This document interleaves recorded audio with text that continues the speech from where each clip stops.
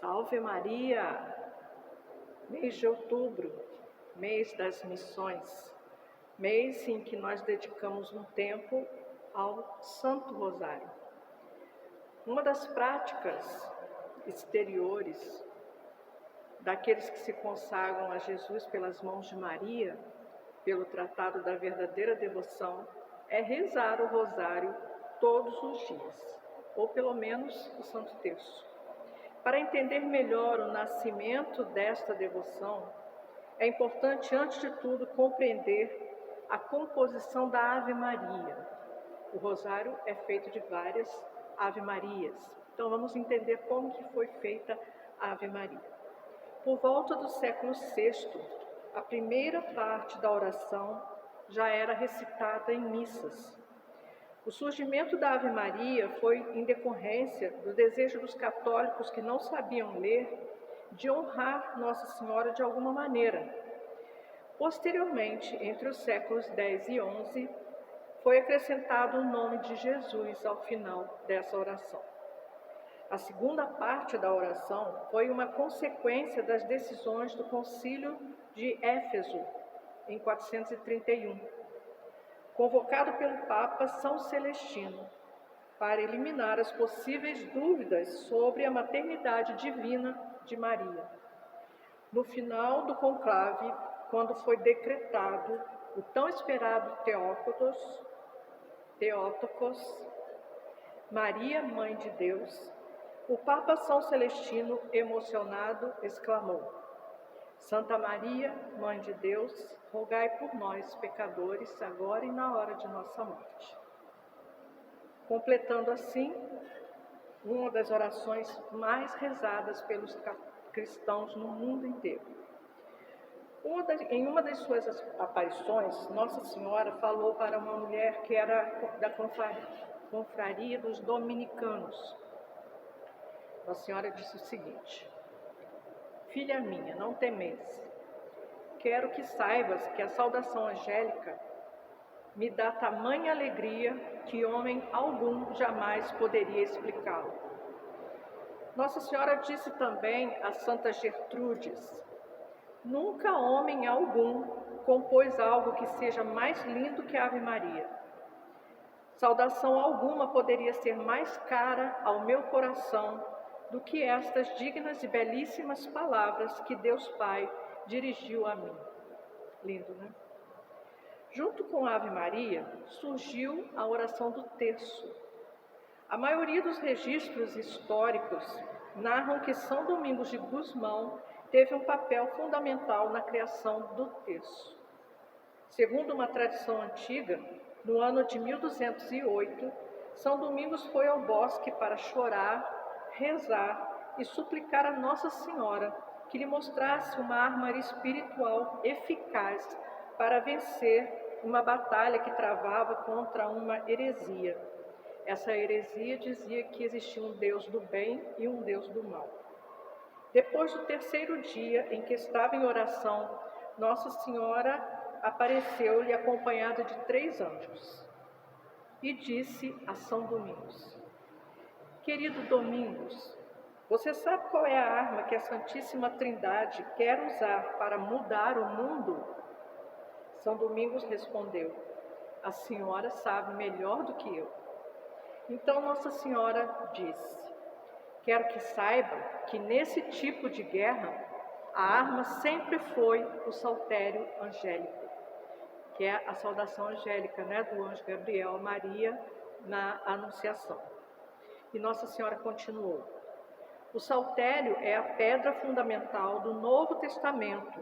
Portanto, se você quer vencer essas almas endurecidas e ganhá-las para Deus, difunda o meu saltério.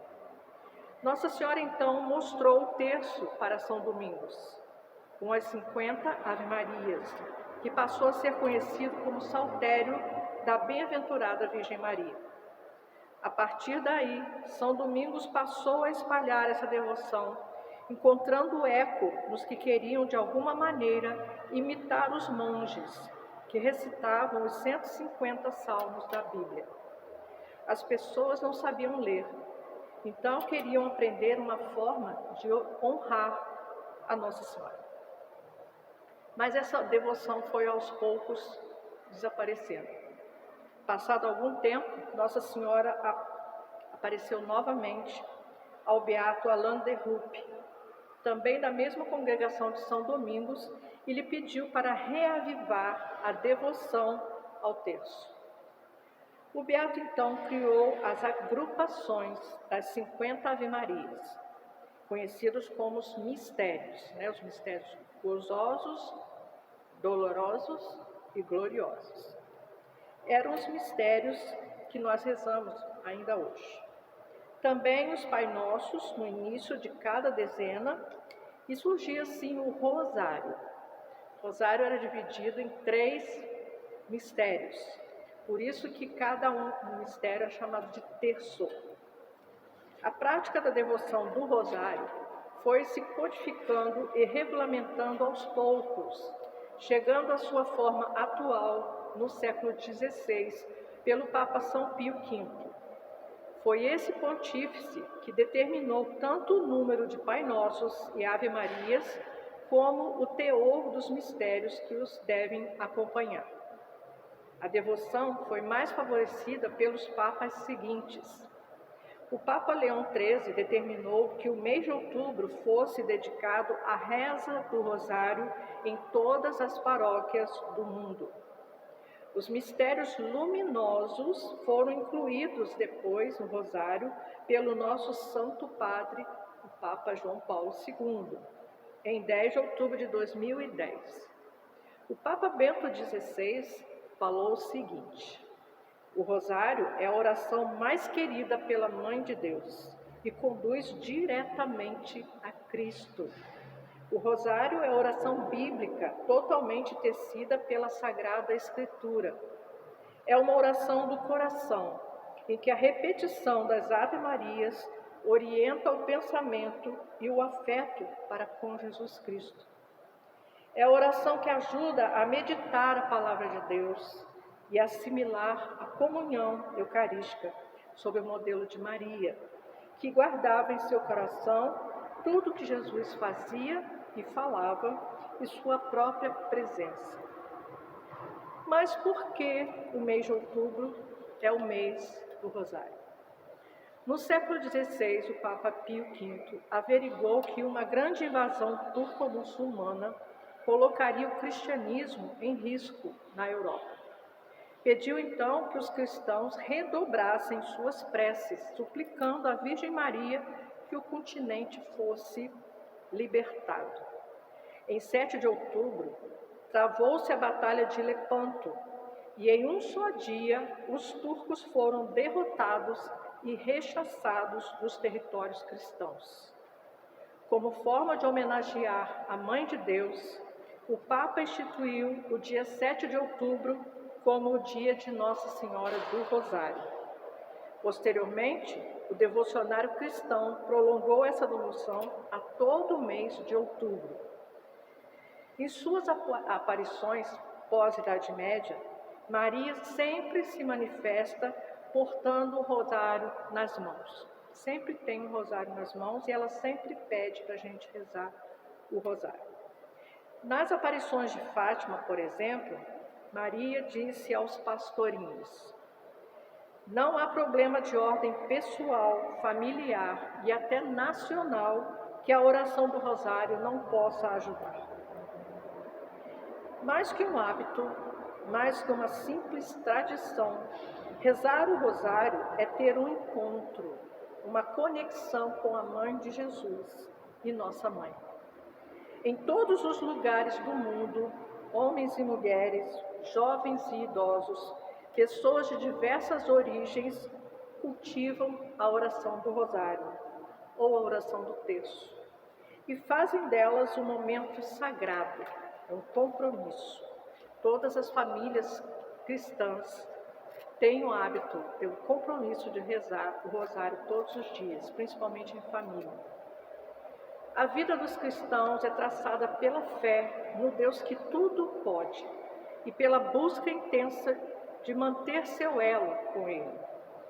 Assim mesmo, em meio à rotina por vezes atribulada, as orações são sempre o modo mais direto e intenso de manter o contato com o Espírito Santo de Deus.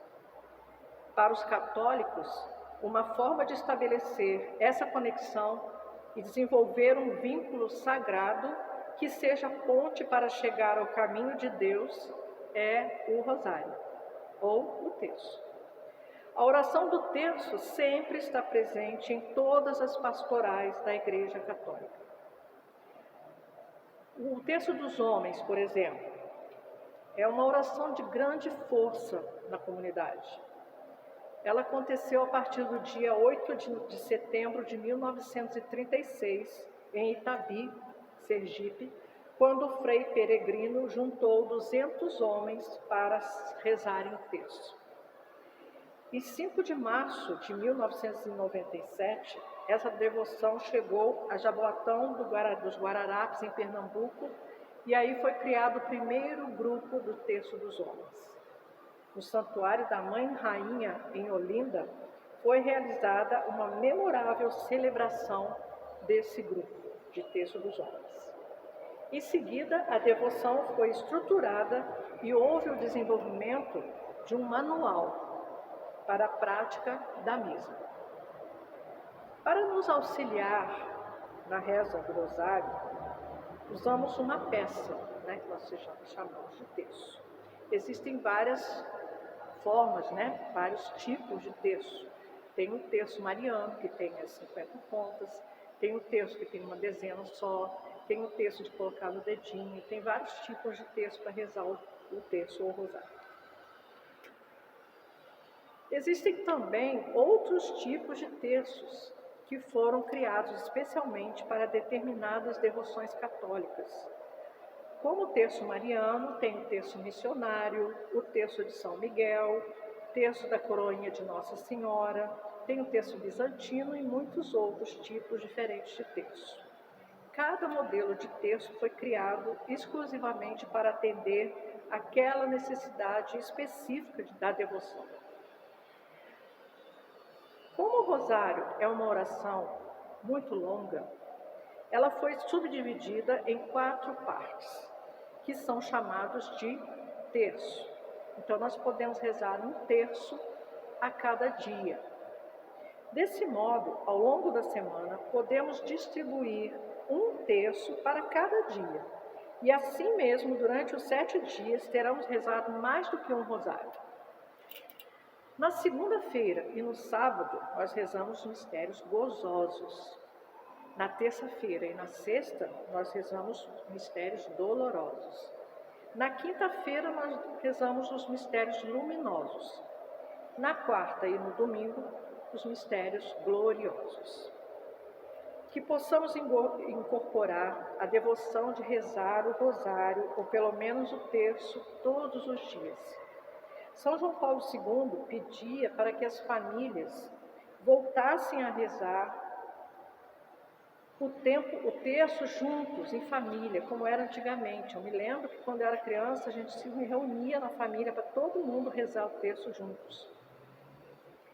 Tenha sempre o seu rosário com você, em algum lugar que você possa guardar perto de você, pois ele é uma arma contra o demônio. Quando você carrega um rosário com você, torna-se uma dor de cabeça para o Satanás.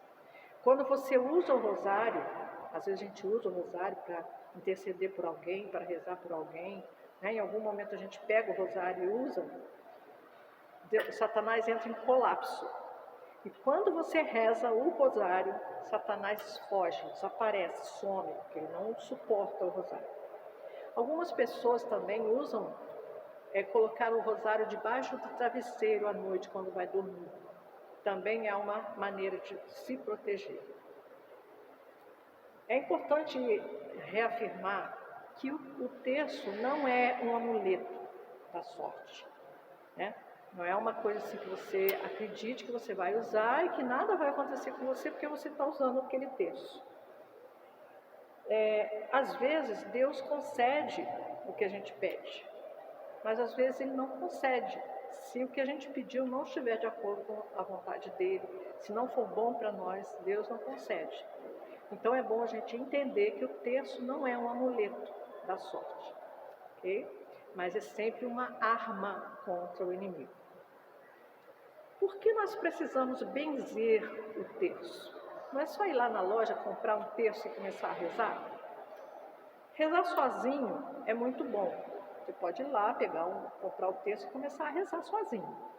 Rezar com outras pessoas é bem melhor. Mas rezar em união com a igreja é o melhor de tudo. Quando usamos um objeto para rezar, como o terço, por exemplo, é muito bom que um sacerdote possa rezar com você.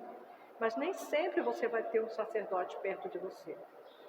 Então ele pode abençoar, ele pode benzer o seu terço como algo oficial da igreja, de modo que a minha oração esteja unida a toda a igreja. Rezar com o objeto abençoado une a sua oração com aquele que o abençoou, ou com aquele que ele representa, a igreja. Às vezes, nós temos vários objetos que são benzidos, bentos, como, por exemplo, as velas, os óleos, a água, os ramos, as vestes, várias coisas são abençoadas para que a gente possa usar como objeto que tem relação com a igreja, que representa alguma coisa da igreja. Então, o que importa é a intenção do nosso coração. O que importa é o que você vai sentindo enquanto você está rezando, enquanto você está usando o terço em suas mãos, o que você está refletindo sobre aquela história. Hoje nós conhecemos um pouquinho da história do terço, do rosário, e a partir de amanhã nós vamos começar a conhecer o jeito certo ou mais indicado de se rezar o rosário. Até amanhã, então.